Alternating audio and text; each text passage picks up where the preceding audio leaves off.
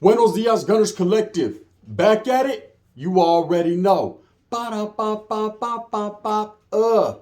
I'm feeling better, y'all. Ba-da-ba-ba-ba. I took my shot. Ba-da-ba-ba-ba. Like I'm back and they're not. Bye-ya, bye-ya, bye-ya. Orale, back at it like a torta with a snack habit. You already know what it is, man. In a menudo style in direct fashion, as you can tell by that thumbnail right there. Yes, I do have some ties to Big Bad 18th Street, right? Now let's talk about 18th Street in a respectful fashion. Gotta put respect on the name because that's just is what it is, right? Guard! Fuck you this morning. There you go. The wakey bakey. Now let me tell you guys something. When it comes to the Barrio 18th Street, that's the biggest barrio in the world. I think MS 18, they're like fucking neck and neck, man. You know, it's a photo finish. But 18th Street has always been one of the most biggest and respected neighborhoods or barrios that I ever heard about. And these are my interactions with 18th Street and how I have close ties, closer than you may think, to the Barrio 18th Street. Now, 18th Street, when I was younger, was like mythical, right? Being from Northern California, you hear about barrios from up north, like Samsters and, you know, San Fran Michon and a lot of these Barrio Horseshoe, a lot of these older barrios from San Jose, San Fran, Oakland, Salas. You hear about them a lot. You know, I had tios that were in and out of prison and had a lot of interactions, you know, with vatos from them barrios that actually had homeboys that would come to the pad and barbecue, carne asada y todo, man. They would do all that with guys from Horseshoe or guys from, you know, Palmas and just different barrios. So that was always around me. That surrounded me. And I understood, you know, these barrios were prestigious. They were recognized from Northern California and they were respected. And I respected them as such because I was striving to be a young Northerner. I was striving to be in that circumference. I was striving to be one of those, right? To be a vato from a barrio that's well respected. Now, that never worked out. Well, it did for a minute, but now it doesn't. Anyways, when it comes to 18th Street, you know, every time I would hear my tios and their homeboys talk, all the veteranos, they would mention 18th Street, doing time with vatos from 18 in LA. Now, I never knew this barrio was anywhere else other than LA. Now I know as an adult, it's everywhere. It's worldwide. It's one of the barrios that has touched every continent. The vatos are over there with the polar bears right now in fucking Antarctica. It's, hey, straight up North Pole. It's Santa, Mrs. Claus, the elves, and 18th Street. Straight up, them vatos are everywhere, right? And they're established. So, you know, being a kid, this was the only barrio that I had ever heard mentioned from Los Angeles. You know, as I got a little bit older and went to CYA, then I started doing time with them. Then I started recognizing that there were a whole lot of other barrios in Los and Southern California. And that's a whole nother story, but we'll get into a little bit of it. So hearing 18th Street mentioned around the household, I was like, wow, this must be a very, very big neighborhood to make it all the way to Northern California, for them to be speaking on it. And they never spoke on that barrio in derogatory terms. My tios would always, hey, sus, ¿qué vamos? You're like, what is in that fucking pinta from 18th Street? In between the brocha, there was nothing but fucking modelo and carne asada. Hey, I'm telling you, what is this shit? That's why they call it the blues, right? They would be speaking on war stories and what they had to go through with 18. So growing up, you know, I get in the mix. You know, I become a norteño or a northerner, and I start to do what regular gang members do, you know, hanging out on the corner with the homies, breaking in cars, vandalisms, things of that nature. And ultimately, I get caught up in a case, you know, and I go to CYA. And while I'm in YA, one of the first people that I see that I run into is a vato named Babyface from 18. Very big vato, very well known, you know, in Fred Sinellis. And this is when I knew the 18th Streeters were a little bit different, right? Although they were Southsiders and they were rocking with that Ranfla, they were rocking with that group, they also were just about theirs first and foremost, meaning 18 before everything. And there was a lot of ups and downs during my career in YA, meaning that sometimes they were rocking solid, it just depended on what institution you went to, and sometimes they weren't. Sometimes, you know, when I went to Carl Holton at one point, they kind of broke off and they were just 18. I know Maravilla was doing that for a minute, and 18 also was. But that was their business. You know, we didn't trip. We just knew that 18 was on every single compa. They were deep. They were the deepest Barrio, period. It seemed like everywhere you went, they had the most members. They had the most people involved. So I get out, and I start to, now having known a little bit of the historian, a little bit of recognition of 18 and what they're about, I started to recognize that they're one of the oldest neighborhoods in LA, that they've been around for a minute, man, that, they've been against the grain at points in time, and they've been with the program, meaning that you just don't fuck with them cats, man. If you're in their neighborhood, they're deep, they're everywhere. So I get older, and I'm doing prison time. And all the way across the yard, I see big 18s on the face, things of that nature. And I had a lot of respect for them because having done time in the youth authority up until prison and running into these vatos, I remember there was vatos like Crow from 18, Babyface from Southside 18. There were so many. Grumpy from Westside 18. Now, about the Grumpy, I could tell you a little story. For some reason, me and him didn't see eye to eye. I don't know why. So he just didn't like me, right? He just didn't like me. And I didn't like him. I didn't care for him. And it had nothing to do with his Barrio and what he was representing, because he did it well, man. I could say that he's one of the Southerners that I ever ran into that never fucking budged, Holmes. He never gave up footage on the front line. He was always there to participate in whatever, right? But we ended up on the same compa, Kennedy, in Nellis. And I remember that he would always mean mug me. There was always animosity there. So one day I hit him up. I couldn't go out like a poop butt. I couldn't just get mean mugged and just live with that. So I hit him up like, hey, bro, what's the dealio? For really though. Guard, I did it. I really did it, right? And he was like, it's whatever. This is 18. He banged quick on me. And I was like, okay, we can go to the blinds and whatever. And we did. And me and this guy went to the blinds probably a total of about 10 different times. And it was back and forth. I'm not going to sit there and say I beat him up or he beat me up. It was like a tie every time. We just couldn't get it. Nobody could get over that mountain. But we kept going and we kept going and we kept going. And eventually what happened is ultimately I ended up getting shipped out to Preston. Years later, I ended up getting shipped out to Carl Holton. And while I was in Carl Holton, a bus pulls up full of Southerners. Now, vatos that were on that bus was Little Ray from Puente, Johnny Boy from Pomona 12th Street Sharks, a very well-known Barrio and respected as well. And then, of course, Grumpy from 18. And I see him and I said, oh, yeah, now you're in my neck of the woods, I say, right? I was all fronting like that, like I was really going to do something to him. But he ended up going to, I believe it was Carson, which was another compa, and at that time I was on Mono. They were connected, Carson and Mono. But I would see him in the school area. And I remember there was always a little mean muggish and a little bit sluggish fucking attitude towards each other until one day I had gym. Now in gym, right, you would see different people from different compas. That's how it was in the school area. See, everybody was relegated to wherever they were at. But the school area was wide open. Church, school area, anything where it was like a common place, you would see everybody. And it was crazy. It was like high school again. Everybody thought they were in high school. Everybody's walking in their groups. All the Northerners walking around. The school area, all the Southerners, the Perro Chatos, the Bulldogs. Everyone had their own little car and their own little ranfla. Now, in Carl Holton was a little bit different. It was a programming place. So no one tripped like that. I don't even think we had maybe one or two melees there. And they were like controlled. It wasn't nothing very vicious. You could get off where you were mad at. If you were mad, Holmes, handle your business like a man. We were all a little bit older. Handle your business on the compa. There was plenty of bliñas and plenty of places to do your thing. But we didn't. We didn't for the most part, man. A couple times I ran up in a cell or people ran up in my cell. And that was that. I know me and Johnny Boy got it, man. We had some personal business to attend to. We did that. Raccoon shit. He knows. But when it came to Grumpy, one day I was in the gym. And he was there and he was kicking back. And at this time, the Bulldogs were kicking it with the Southerners. Facts. Call it what you want. Call me a liar, a fat mouth, whatever. I don't give a fuck. At that point in time in particular, the Bulldogs and the Southsiders had a truce, meaning they weren't really tripping on each other. Wasn't no green light on the Perros. It just was what it was, right? They were backing each other's play if anything went down. And we all knew that. We were prepared for that. But Blinky de Fresno and, of course, Grumpy's in the gym. And it was me and a couple other homeboys. And they had a few other Southerners that I don't really know who they were. But it was about even Steven. Easy breezy, beautiful cover girl. It could go down, right? And when numbers got even like that, and we were in a place like that, people would mean mug. They'd whisper, talk a little shit on their breath. People would do that. I finally had a chance. We were in circuit training, meaning we'd all fucking do some push-ups and some fucking curls, right? I had a chance to talk to Grumpy. Now, we had never really had a conversation like this. It had always been some type of animosity. It had always been just fighting. Strictly, hey, what's up? Let's go. Bam. But finally, we were in an area where I could have a conversation. I said, what's up, Grumps? You like it up here? Let's get welcome. Welcome to my land. And he was like, nah, man, you know, it is what it is. It's jail time. It's YA.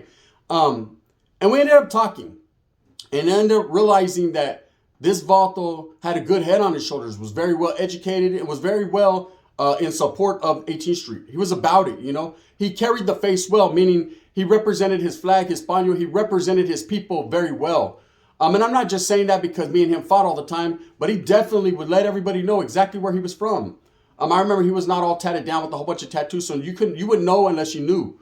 But he definitely was. I respect him. I respect him now even more so after that conversation, and even now to this day, I don't know where he's at in life, but I wish him the very best. Now, there was a time when 18th Street did fight with the Southerners. It was crazy. Okay, when I was in Preston, prior to getting to Carl Holton, you know, it was pretty even there. I think the majority was Northerners, Norteños, and then Southerners were right behind us, that being a northern facility. And then, of course, you had the Perro Chatos, the Bulldogs. And the Bulldogs were pushing the line heavy there. They were pretty much against everybody and against the grain. If you wanted that smoke, they'll give you that smoke. Vatos like Cho and Spider and Flaco and Brownie and so many different guys, I mentioned their names because they're always being instilled in my mindset as certified motherfucker real ones. Vatos that were handling their business. But there was a group that came from down south, Southern California. There's about 4 18th Streeters. And these guys were sticking together like fucking bologna and pan, right? They weren't going to separate. They ended up moving them to Greenbrier, all 4 of them, which was a trip because you never seen individuals like that kind of like refused. Like, nah, fuck that, homie. We're sticking together on this 18th Street, like that, right? They ended up all going to Greenbrier, which was a compa there, a building. And they got off. They got off with the Bulldogs. I remember, man.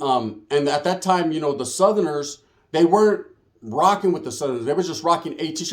It was a crazy time. You know, the 90s was different, man. People would have green lights or not green lights, or sometimes they'd be cool, or sometimes they wouldn't. Just depended where they went.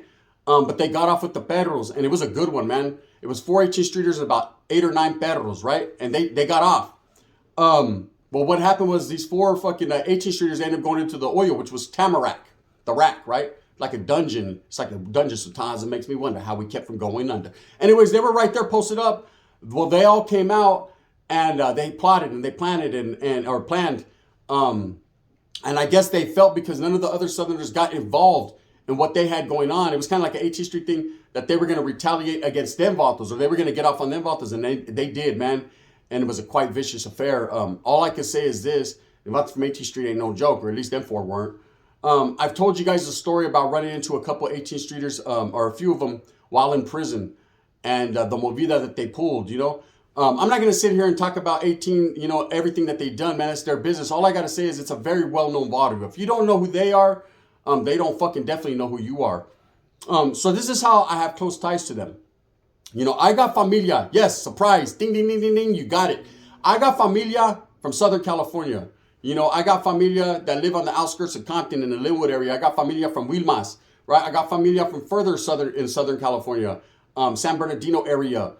And this is just family. Some of them are Sureños, Southsiders, and some of them are just regular, right? So I go, not all the time. It's been a minute since I've been up in it, but I do go to Southern California just to show respect and love. Not to gangbang and do all that because I'm too old for all that shit. And I hung my boots up a long time ago and put Jordans on. They're more comfortable. But I definitely have been down south quite a lot of times.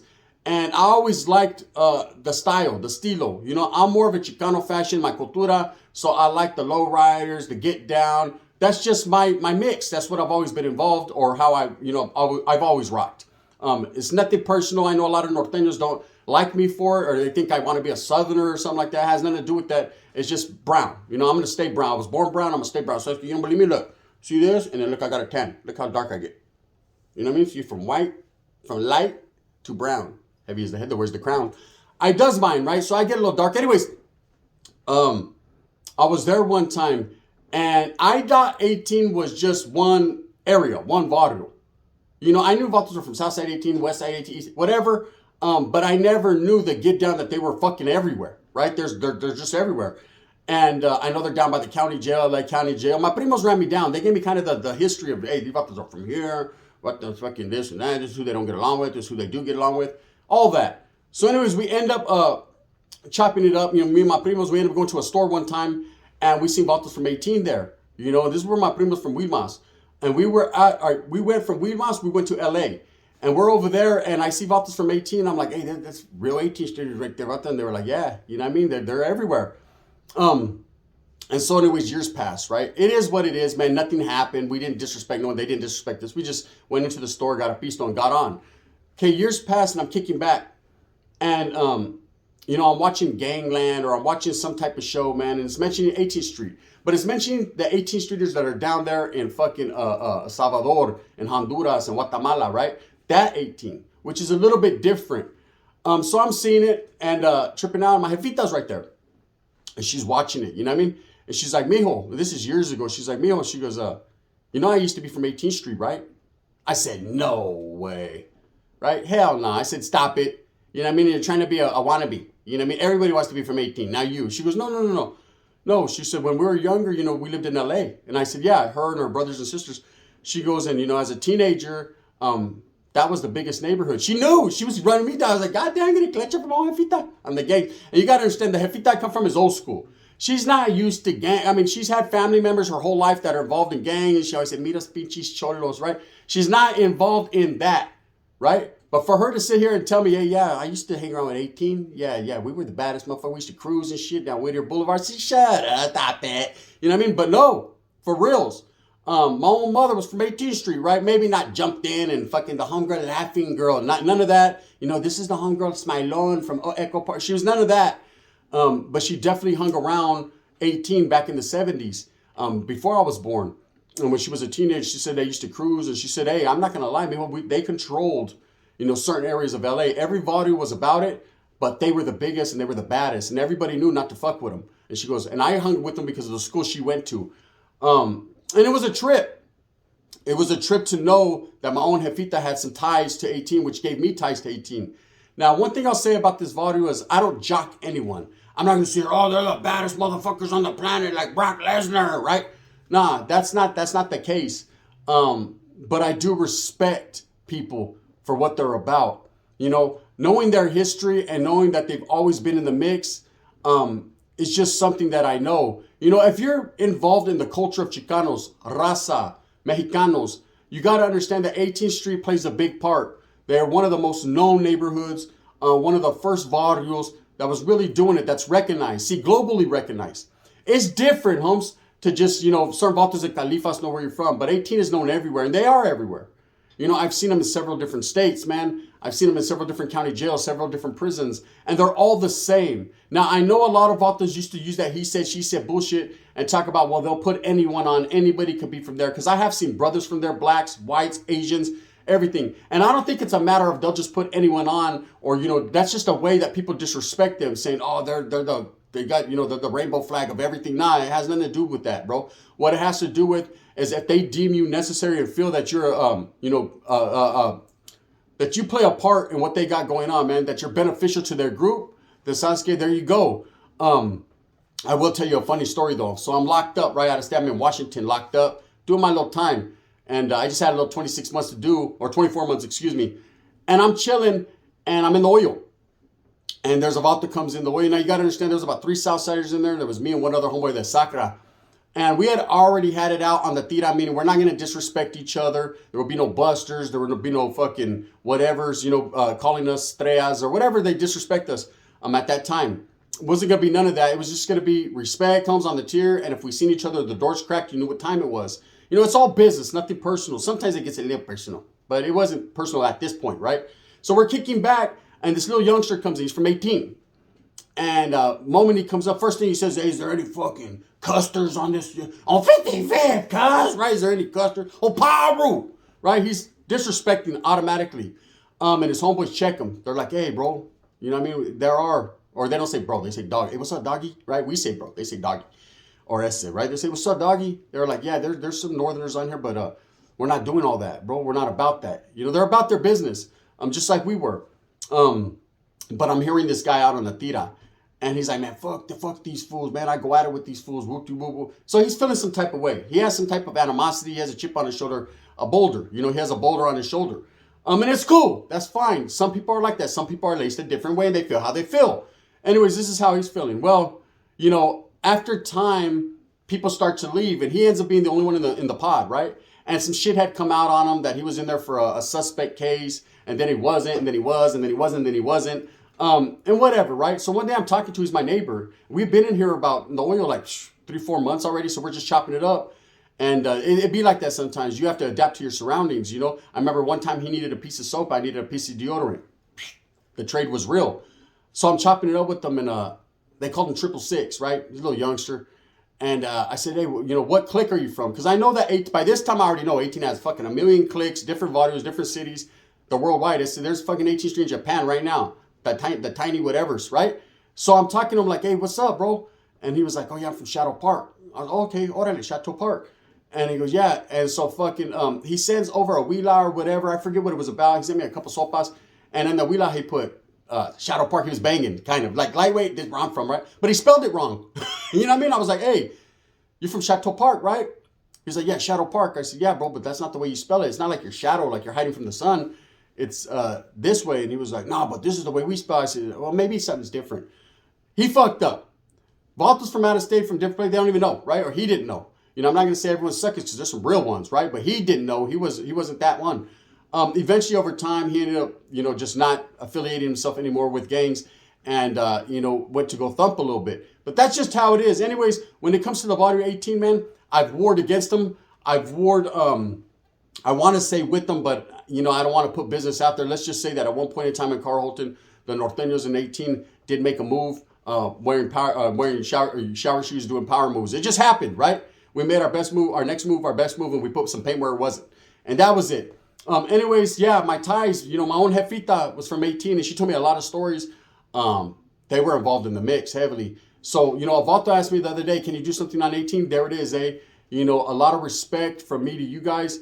You know, I see 18 as the most mainstream barrio in the world, meaning it's the barrio everyone knows and hears about. It's went mainstream a long time ago, but that doesn't mean they ain't about the wiggleization. With that being said, gente, orale, you already know what it is. Hey, I hope we all move and groove. Not like Hoovers, man, but we groove, right? We go out there and get it. Get up off our asses and go out there and work and do what we got to do for our own peoples. You know what it is, raza. We have to. Say, okay, we're forced. So you better go out there and get something. Roll over that fucking torta and get off your ass. Tell her to make you some eggs and go to work. And you'll have everything you need. Thumbs up or thumbs down. Heavy's going to be the head that wears the crown. I'm going to continue to strive and struggle and struggle and strive for what I truly and honestly believe in. And that's being as real as I could be, providing the best entertainment right here on YouTube I can possibly provide, and saying respects to everyone, even those that don't like me. So, okay, you're cool. You're cool, guys. You're cool. Bang, bang.